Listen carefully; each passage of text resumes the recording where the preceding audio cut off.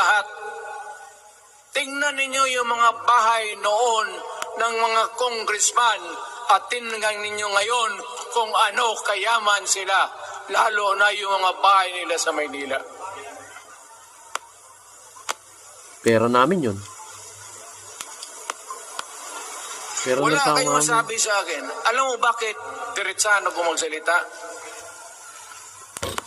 Ninipahat wala ako. Paglabas ko sa Malacanang, lipad ako dito. Punta ako sa bahay ko para mag-retire.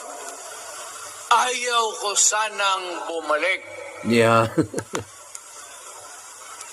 Ayaw ko na.